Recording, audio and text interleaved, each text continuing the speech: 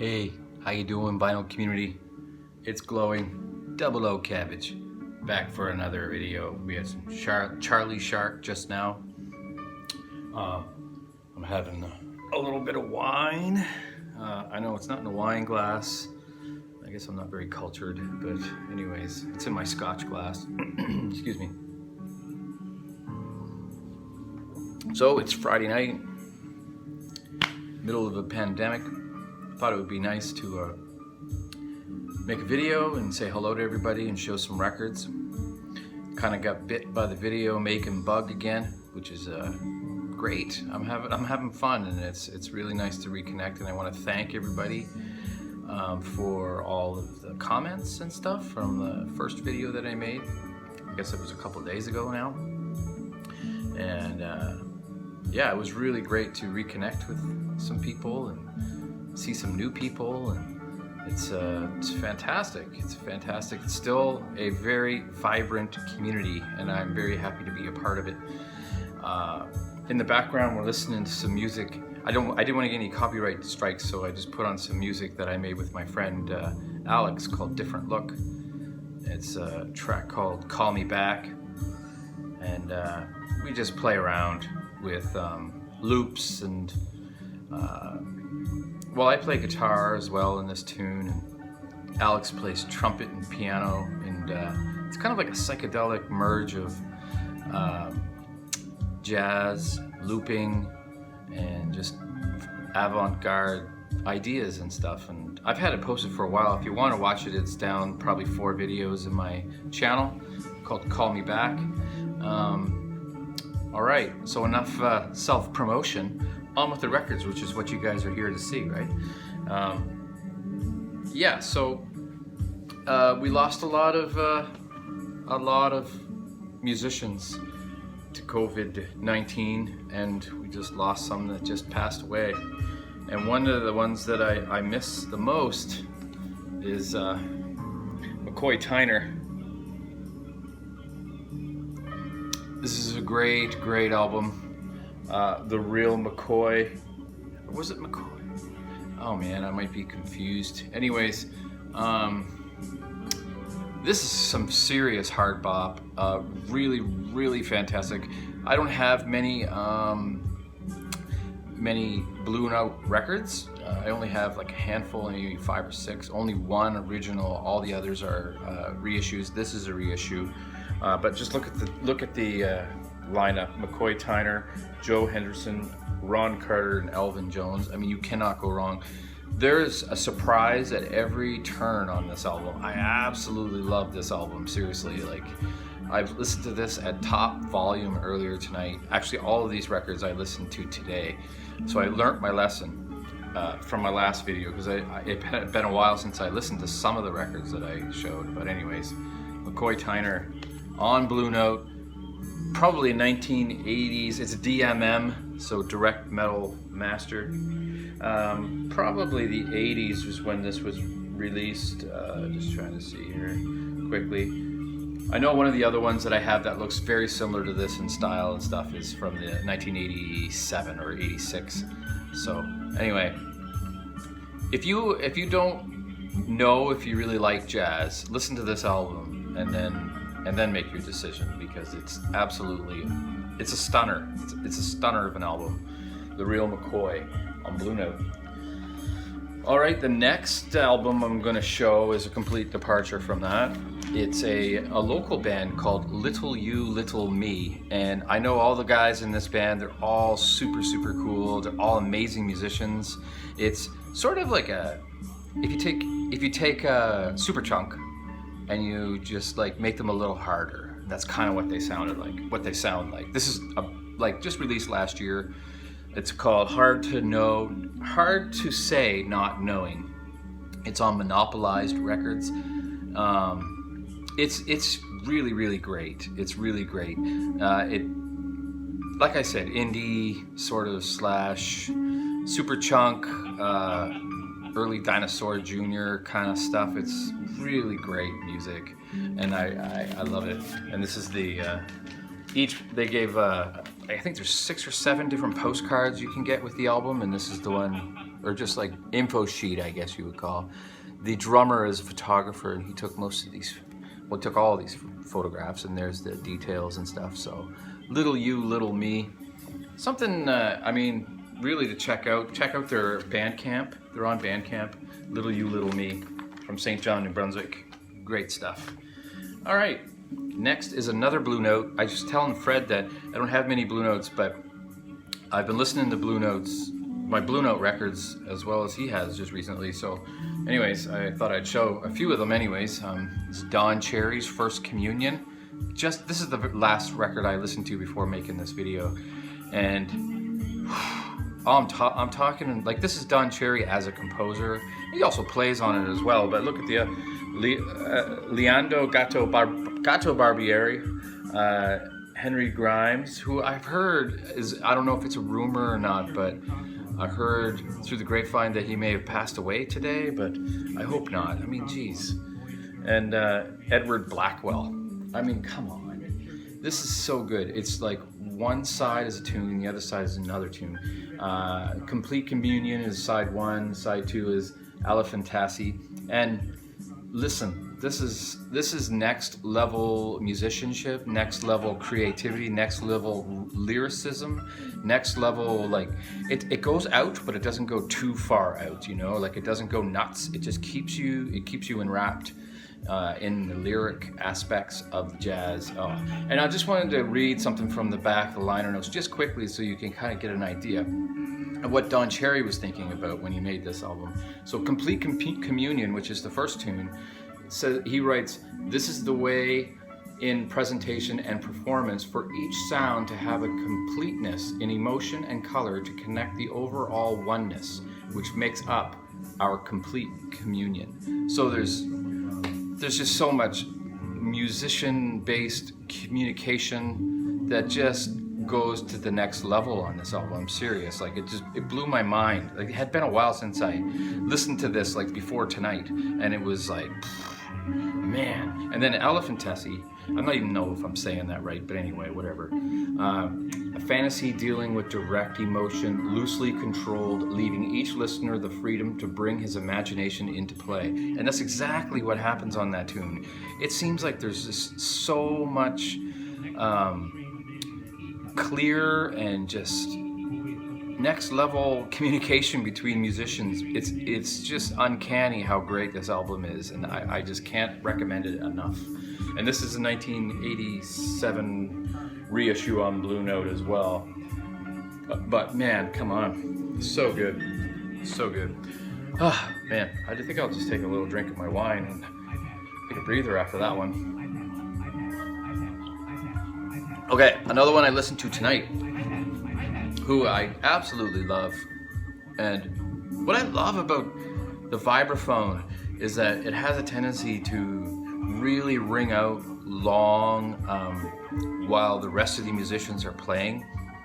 And it makes this sort of jazzy drone for me anyways when I'm listening. And especially on the slower tunes, which on this album there are 2. I didn't even show the album, sorry. Spiral by Bobby Hutcherson. Another killer album, man. And I'm telling you, it was recorded in 1968, and I think it was some of the same sort of recording sessions as the album after this, called Dialogue, which I actually just got from a local record store called Scheherazade Books and Music. Anyway, it just came up in their thing, like, for sale, so I bought it. Anyways, this album is so amazing.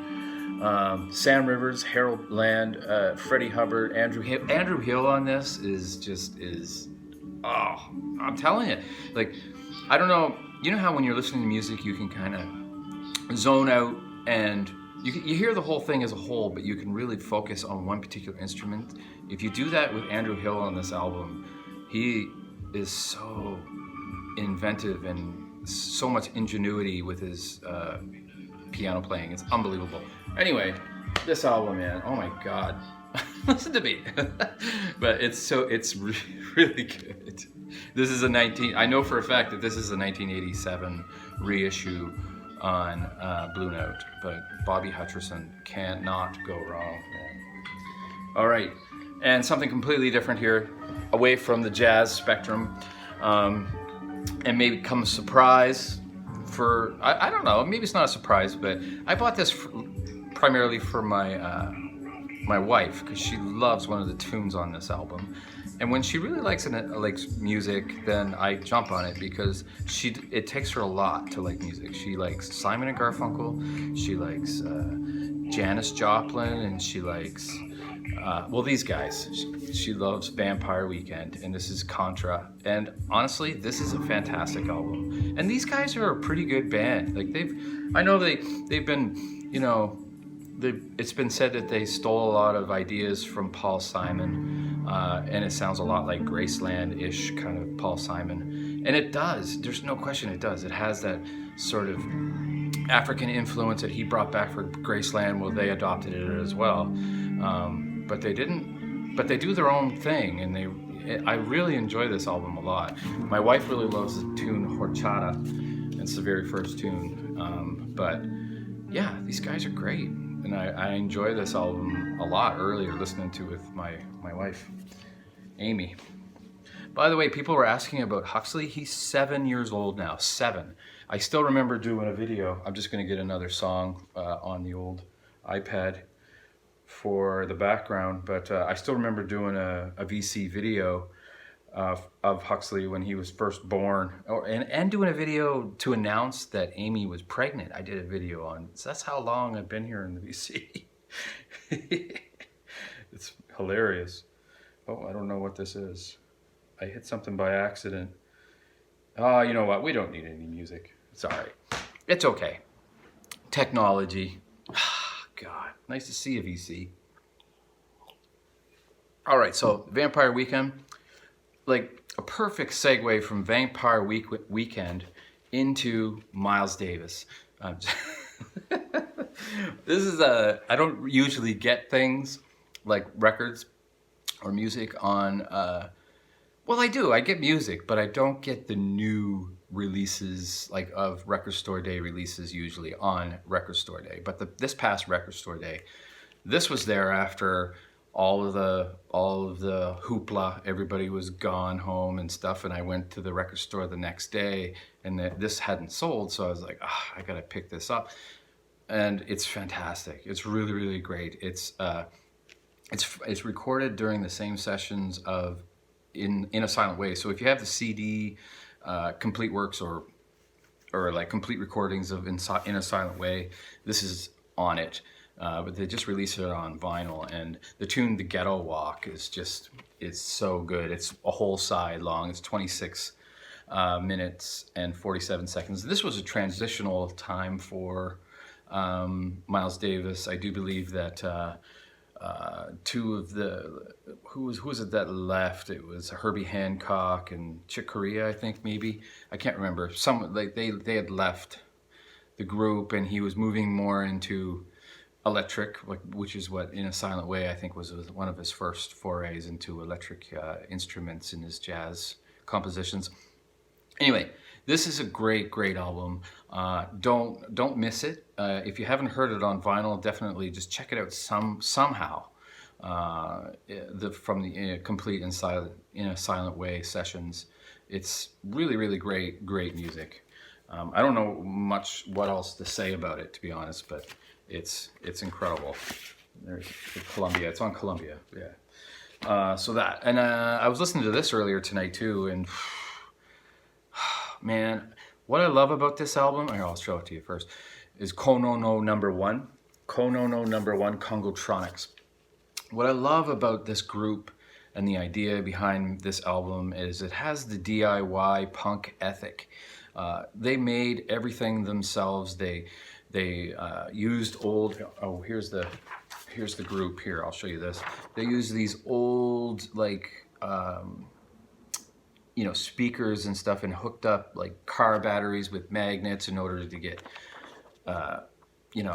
amplification. And I just wanted to read something. I hope you guys don't mind me doing this, but I just wanted to read what it says on the back of the record, because it gives you an idea of what comes together to make this music. It's amazing. It's amazing, beat driven, but melodic at the same time. It's got that Fela Kuti kind of feel. Anyway, it was founded 25 years ago. What's his name? Mingyadi is his name. A virtuoso of the likembe, a traditional instrument sometimes called sanza or thumb piano, consisting of metal rods attached to a resonator. The band's lineup includes 3 electric kalimbes, bass, medium, and treble, equipped with handmade microphones built from magnets salvaged from old car parts and plugged into amplifiers. There's also a rhythm section which uses traditional as well as makeshift percussions, pans, pots, and car parts. 3 singers, 3 dancers, and a sound system including megaphones dating from the colonial period. Instead of apologizing for the heavily distorted sounds of such DIY amplification, Kononono number 1 have embraced them, providing a radical mutation of their sound, and has accidentally connected with them in the aesthetics of today's most underground forms of music. And so that gives you an idea. It is so good. If you haven't heard this, definitely, check it out. Check it out, because it's just music of the spirit. And I love this record so much. I love this record. Okay, so I showed you this, right? The picture. A friend of mine and I were talking a while back about influential records, and this is definitely 16 minutes, not too bad. This is definitely one for me. I remember being an old school skateboarder way back in the day, in the early 90s and late 80s, and going from skate spot to skate spot with my friend Chris in his car, and we would blast the tape. I think it was the tape of this or the CD of this, but it was Public Enemy. It takes a nation of millions to hold us back. I can't even really say anything about that except for a story, because everything that you can possibly say about this album has been said. But this is my memory of this, and it's amazing how music can bring you back to a memory that you've had. And it's just, as soon as I hear "Take That Beat Back," I'm in that car going from skate spot to skate spot with my sweaty friends, going, and doing some backside lean airs and stuff, and it's crazy. It's anyway. I heard that Public Enemy Chuck has had a huge fallen out with Flavor Flav. I'm not sure what the details are, but all right. So I should have transitioned this from Konono number 1, but anyway, I listened to this last night, and man, this is a must-have for anybody who wants to learn anything about Nigeria rock, psychedelia, Afro rock, fuzz in the 70s. This is a next level compilation, if you ask me. I'm surprised that I expect this from soul jazz records, Soundway is the company that does this. And this is the only album that I have on Soundway, and I'm not sure if they're all like this, but this is, I've had this a while, and I think I bought this when I was in Bangor, Maine a while back. Anyways, this is an amazing compilation with Ofeji. Geez, I don't know. I can't even. It's just Blow is on here. Chant of Mother Earth. Mono Mono, Original Wings. I'm not sure if, anyway. And they do such a great job of detailing all of the albums and every single, I love that. I love just sitting with a record on the comfy chair, the listening chair, if you will, and just going through and reading things as each song comes on, man. Oh, I used to do that with CDs. That's probably why my eyesight's so shit.